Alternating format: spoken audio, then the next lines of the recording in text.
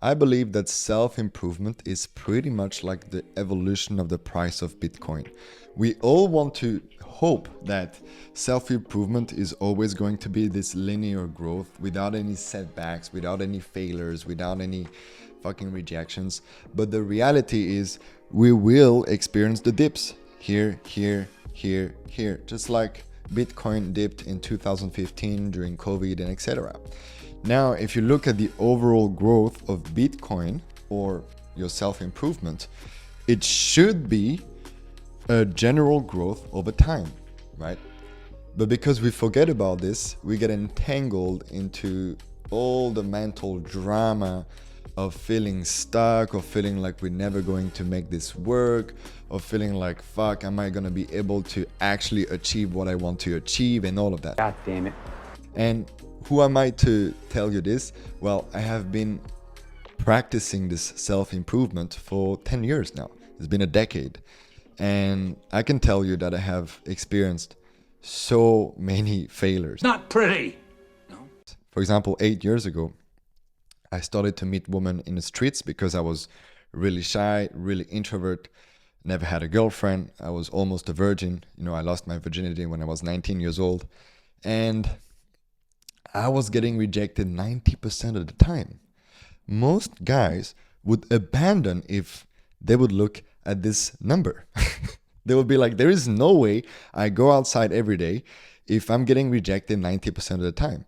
But I did it anyway. And eventually I mastered the art of meeting women, have dates, and eventually have intimate experiences. And now I'm in a relationship with my ideal woman for almost 2 years. And it's a whole journey in itself that I don't want to talk about this today. So I want to explain to you in this video, why is this happening? Why growth is not linear, and we all want this to be linear, including me. Why is it like this? Why is it this up and down, up and down, and up and down? And that's because self-improvement is feminine in its essence. What do I mean with this? If you have an understanding of masculine and feminine, you probably think that feminine is more of a receiving kind of energy, rather than masculine is more of a penetrating kind of energy. This is the physical explanation of masculine and feminine. Now, if you look at the spiritual aspect of masculine and feminine, it's a little different. Feminine is chaotic, it's ever-changing, it's impermanent. Whereas masculine is more of a still, nothingness kind of energy. Feminine is everythingness, masculine is nothingness. Shiva, the literal translation of Shiva is that which is not. Whereas Shakti is this powerful energy, right? So from this perspective, because self-improvement is in its essence feminine, it is expected to experience setbacks. It's part of it. It's part of the game, my brother. Nothing wrong with that, right? Now, what do you do if you have a setback? Because every setback you experience is meant to teach you a lesson. It's here to teach you a lesson. Why do you feel like a victim when you experience a failure in your journey? Why do you feel like you're not going to make this work? Why don't you feel good enough when it doesn't go your way? Brother, it is, again, supposed to happen. It's part of the journey. How about you practice non-resistance? You're experiencing the setback. It's here. Why don't you accept it? It's here. What you gonna do? You're gonna resist it? What happened when you resist something like this? It amplified. So why do you keep on resisting your setbacks? Accept them. It's all good. Be grateful for them. It's part of the game. It's part of the feminine nature of self-improvement. Now, don't be like everyone else and keep on doing the same thing. Because, of course, if you keep on doing the same thing, you're going to keep on attracting setbacks, failures, and rejections, which is not a good strategy to do. So you want to change your strategy, right? If something is not working, change it. And maybe something was working 2 years ago and now it's not working anymore. So do not look at the past and be like, okay, in the past this worked and now it should be working, but it's not working. No, you have to be smart about this. You have to think outside of the box, right?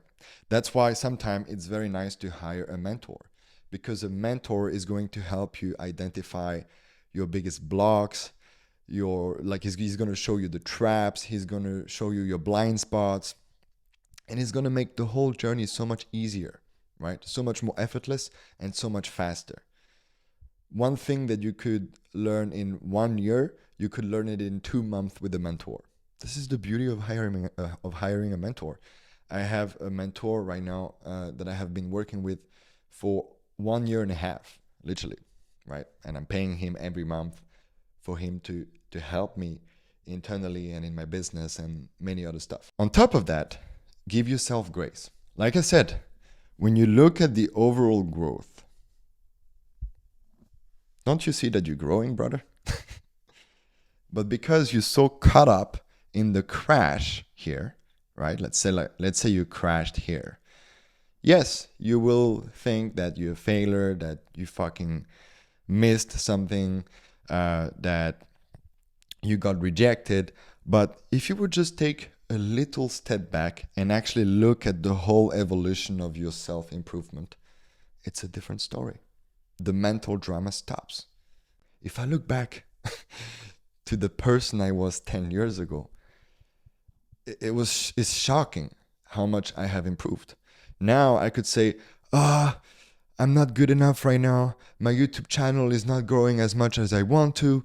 I want to have 10,000 subscribers. I want to have 2,000 views every video. I don't have it right now. God damn it. I don't know what to do. Blah, blah, blah. It's so annoying. I don't feel good enough. I want to quit my YouTube channel. I could say that. Am I saying it? No. Do I have a voice that wants to say that? Yeah. I have a voice sometimes that wants to quit. But if I look at the bigger picture of my evolution within YouTube, for example, I have right now, as I'm speaking to you, 1,600 subscribers. That's amazing. 3 years ago, I had 0. Last thing that I want to discuss, which is never discussed in self-improvement. You have to integrate your success. One of the reasons why sometimes you experience success and then you come back to your old self is because you haven't integrated the lessons. So a typical thing that can happen is you start growing, right? You start experiencing results. You can attract women, you can have dates, you have intimate experiences, maybe you have a relationship. But because you haven't integrated anything, you haven't integrated the lessons, you come back to your old self. So it is super important that whenever you have success in your journey, you integrate the success you're experiencing. How do you do that? You celebrate. There's a whole movement on social media that tells you that you should not celebrate, right? That you should keep on grinding. This is the most stupid thing that you can do as a man that is on a journey of self-improvement. Whenever you have a success, celebrate, brother. You're allowed to do so, okay? On top of that, you want to journal and reflect, right?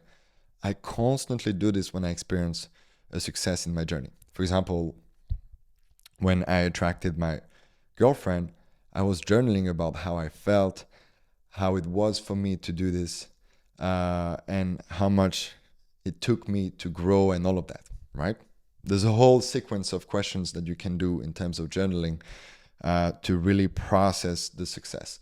And if you want to have this whole questionnaires, you can click on the link down below. There's a whole course teaching you how to attract one date opportunity every week with your ideal woman using the masculine alignment process. And part of that process is teaching you the journaling when you have success to integrate those lessons. I feel like a new man. See you, my brother.